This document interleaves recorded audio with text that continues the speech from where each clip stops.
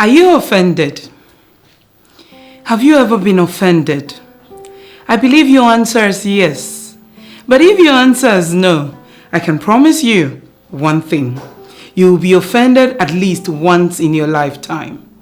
Your children, your superior, your workers, your spouses, your friends, and even your pastors and imams can offend you. My question to you is not who and how many times you have been offended, but what do you do when you're offended?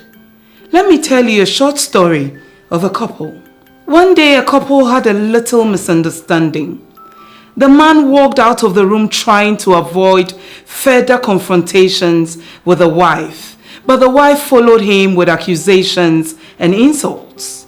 The man, still trying to avoid his wife, stepped into his car and drove out of the house angrily.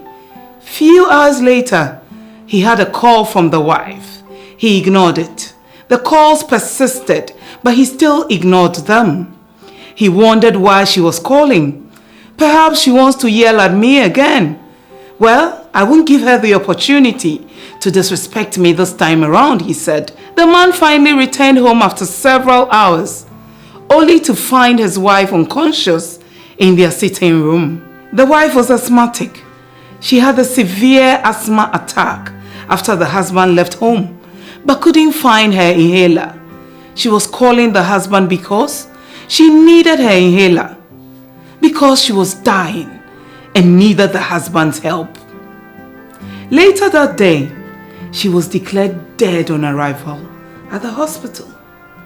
The husband couldn't hold his tears, only if he had answered his phone.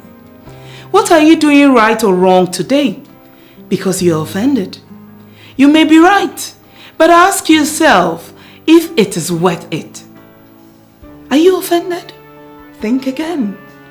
The danger is that if we allow offenses, it can stop the blessing of God from flowing in our lives. But when we exercise patience and remain focused on the positive things of life, it will turn our situations and circumstances around. David A. Bednar said, "To be offended is a choice we make. It is not a common condition inflicted or imposed upon us by someone or something else." Don't be offended.